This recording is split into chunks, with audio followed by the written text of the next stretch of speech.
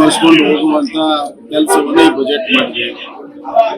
ಈಗಾಗಲೇ ಎಕನಾಮಿಕ್ ಸರ್ವೆದಲ್ಲಿ 7.4% ಆರ್ಥಿಕ ಬೆಳವಣಿಗೆ ಏನಿದೆ ಅದಕ್ಕೆ ಪೂರಕವಾಗಿ ಇಲ್ಲಿ ಬಜೆಟ್ನಲ್ಲಿ ಇವತ್ತು ಆರ್ಥಿಕವಾದಂಥ ಪಾಲಿಸಿಗಳನ್ನು ಮಾಡಿದ್ದಾರೆ.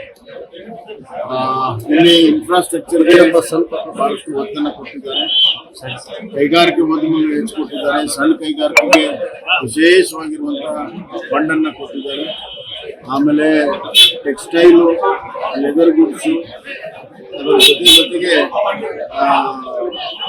ನಮ್ಮ IT, BT ಮತ್ತು ಡಾಟಾ ಸೆಂಟರ್ಸ್ಗೆ ಮತ್ತು ಸೆಮಿಕಂಡಕ್ಟರ್ಗೆ ಬಹಳಷ್ಟು ಒತ್ತನ್ನು ಕೊಟ್ಟಿದ್ದಾರೆ. ಮತ್ತು ಎಲ್ಲಕ್ಕಿಂತ ಹೆಚ್ಚಾಗಿ ಈ ಕ್ಯಾನ್ಸರು ಮತ್ತು ಇತರ ರೋಗಗಳಿಂದ ಪೀಡಿತವಾಗಿರುವಂಥ ವಿದೇಶದಿಂದ ಬರುವಂಥ ಔಷಧಿಗಳಿಗೆ ಸಂಪೂರ್ಣವಾಗಿ ಡ್ಯೂಟಿ ಫ್ರೀಯನ್ನು ಮಾಡಿರುವಂಥದ್ದು ಒಂದು ಮಾನವೀಯತೆಯ ದೃಷ್ಟಿಯಿಂದ ಆಗಿದೆ.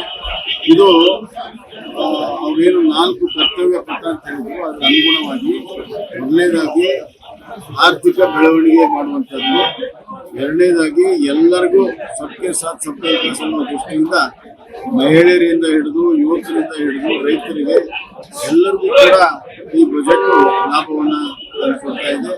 ಮೂರನೇದು ಇನ್ಫ್ಲೇಷನ್, ಹಣದುಬ್ಬರವನ್ನು ಹತೋಟಿಯಲ್ಲಿ ಇಟ್ಕೊಂಡು ಅಭಿವೃದ್ಧಿಯನ್ನು ಮಾಡುವಂಥದಕ್ಕೆ ಈ ಬಜೆಟ್ ಬಹಳ ದೊಡ್ಡ ಸಹಾಯ ಆಗುತ್ತೆ. ಮತ್ತು ಈ ಕಮ್ಯುನಿಕೇಷನ್ ಅಂದರೆ train, high speed train corridors, 20 water base, ಈ ಥರ ಹೊಸತನವನ್ನು ಇಡೀ ದೇಶದಲ್ಲಿ ತರುವಂಥ ಕೆಲಸಕ್ಕೆ ಬಜೆಟ್ ಅಭಿವೃದ್ಧಿಯ ಪೂರಕವಾಗಿರುವಂಥ, ಅಭಿವೃದ್ಧಿ ಪಟ್ಟಿರುವಂಥ, ಎಲ್ಲರನ್ನೂ ಒಳಗೊಂಡಿರುವಂಥ ಅಭಿವೃದ್ಧಿ ಮಾಡುವಂಥ ಒಂದು ಅತ್ಯಂತ ಮಾದರಿಯಾಗಿದೆ. ವಿವರ ಆಮೇಲೆ ಸಿಗ್ತದೆ. ಈ ಬಜೆಟ್ ಸಿಗ್ತದೆ ಯಾವುದೇ ರಾಜ್ಯ ಸಿಗ್ತದೆ.